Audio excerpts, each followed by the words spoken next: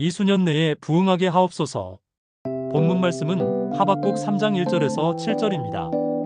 1절 시기온 옷에 맞춘 선지자 하박국의 기도라. 2절 여호와여 내가 주의 소문을 듣고 놀랐나이다. 여호와여 주는 주의 일을 이 수년 내에 부응하게 하옵소서. 이 수년 내에 나타내시옵소서. 진노 중에라도 긍휼을 잊지 마옵소서.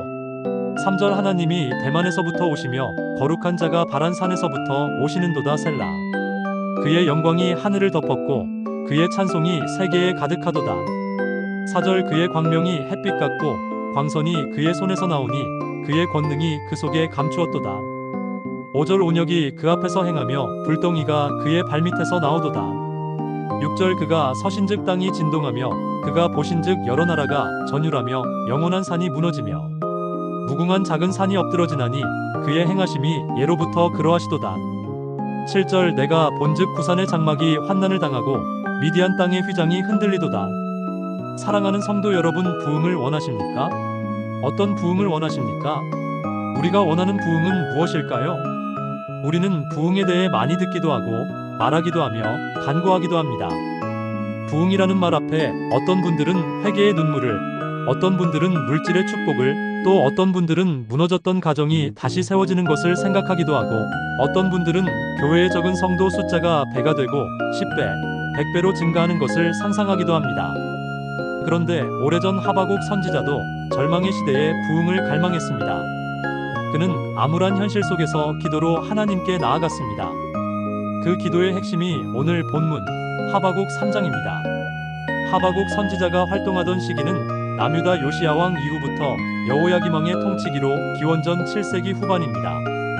이 시기는 우리나라로 비교하면 고려 말기 나라가 부패하고 힘들었던 시기와 비슷합니다. 남유다의 요시야 왕은 율법을 회복하고 우상 숭배를 제거하였으나 애굽과 바벨론 사이의 전쟁에 개입했다가 전사하였고, 요시야의 아들 여호야김이 왕위에 오르면서 다시 나라가 부패하고 우상 숭배와 폭력이 다시 만연하게 되었습니다. 하박국은 바로 이때에 활동하며 하나님은 왜 이 악한 것을 묵인하시는가라는 질문을 하게 됩니다. 마치 오늘날 우리의 현실과 흡사하지 않습니까? 하박국 1장을 보면 남유다 민족의 불의와 악행을 고발하며 하나님께 항의하는 하박국 선지자의 토로가 있고, 이에 하나님이 바벨론을 들어 유다 민족을 심판하시겠다고 말씀하시는 내용이 있습니다. 하박국 2장에서는 악한 바벨론을 통해 유다를 심판하시는 것이 정당한가? 라는 선지자의 물음에 의인은 믿음으로 살 것이라 고하시며 모든 것이 하나님의 주권 아래 있다는 것을 말씀하고 있습니다. 결국 유다 민족의 절망적이고 암울한 현실 가운데 하박국은 여호와께서 부흥시켜 주시기를 기도하고 있습니다. 하박국 3장 2절에서 하박국 선지자는 외치고 있습니다. 여호와여 내가 주의 소문을 듣고 놀랐나이다. 여호와여 주는 주의 일을 이 수년 내에 부응하게 하옵소서. 이 수년 내에 나타내시옵소서. 진노 중에라도 긍휼을 잊지 마옵소서. 부응은 하나님의 일입니다. 주는 주의 일을 이 수년 내에 부응하게 하옵소서. 라는 고백은 하박국이 바벨론의 위협 속에서도 인간의 힘이 아닌 하나님의 일, 하나님의 역사를 구하고 있다는 점을 보여줍니다. 하박국은 주의 일이라는 표현을 사용합니다. 즉, 부흥은 사람이 만들어내는 프로그램이나 열심의 결과물이 아니라 하나님이 주권적으로 시작하시고 이루시는 역사임을 말씀하고 있습니다. 또한 하박국 선지자는 내가 주의 소문을 듣고 놀랐나이다 라고 고백합니다. 주변에서 우리는 이런저런 소문을 많이 듣고 지냅니다. 각종 소문이 소음으로 우리에게 다가오고 있습니다. 얼마나 많은 거짓 뉴스들이 있고 잘못된 정보가 많습니까? 이러한 때에 오늘날 우리는 과연 하나님의 소문을 듣고 있습니까? 아니면 세상의 소문에 휘둘리고 있습니까? 주님의 말씀에 귀 기울이고 주님께서 일하시어 나타나는 부흥이 오늘 우리에게 임재하시기를 소망합니다. 부흥은 하나님의 임재입니다. 본문 3절을 보시면 하나님이 대만에서부터 오시며 거룩한 자가 바란산에서부터 오시는도다 라고 말씀하십니다. 이 표현은 출애굽 때 하나님께서 시내산에 임하셨던 장면을 연상하게 합니다. 구름과 불, 천둥과 번개로 임하셨던 하나님의 거룩한 임재가 바로 부흥의 시작입니다. 어두움 속에 머물던 삶과 모든 관계와 모든 영역에 하나님의 빛과 질서가 회복되는 것이 바로 부흥인 것입니다. 그의 광명이 햇빛 같고 광선이 그의 손에서 나오니라는 하바국의 고백을 통해 부흥은 빛이 임하는 사건인 것을 알 수 있습니다.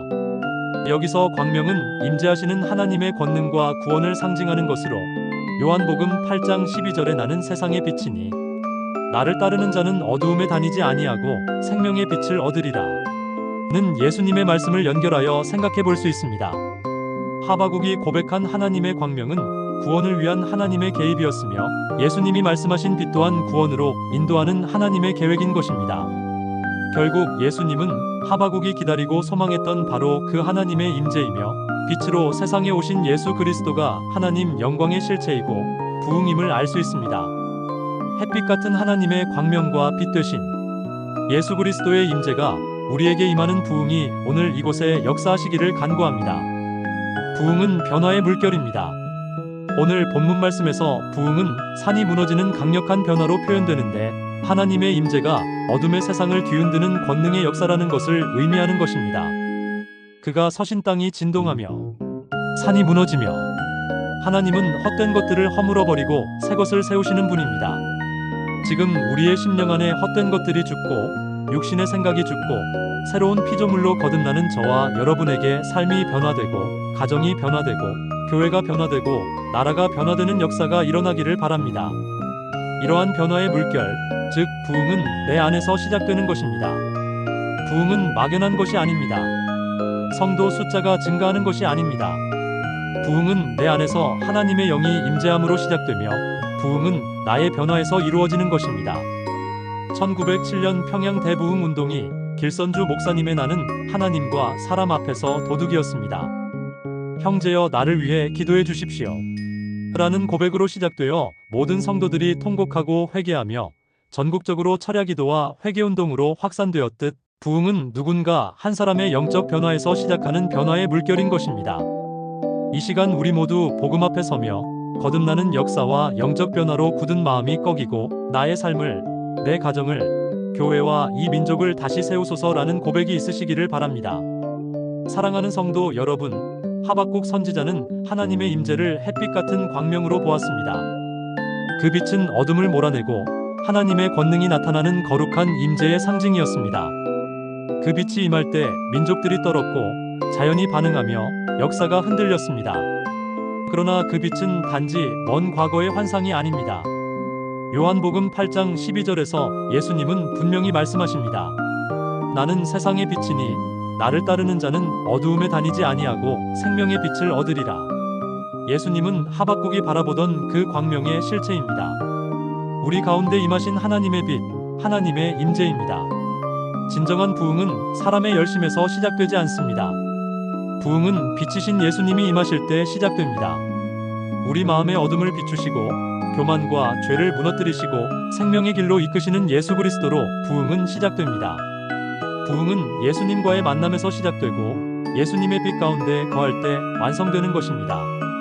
이 시간 우리 모두 예수 그리스도를 만나는 부흥이 임하시기를 소망하며 함께 기도드리겠습니다. 주님, 이 수년 내에 주의 일을 부흥하게 하옵소서. 주님의 빛으로 다시 우리를 비추소서. 이곳에 저희의 심령 가운데 임재하시고 우리 가운데 역사하여 주시옵소서. 감사드리오며 예수님 이름으로 기도드립니다. 아멘.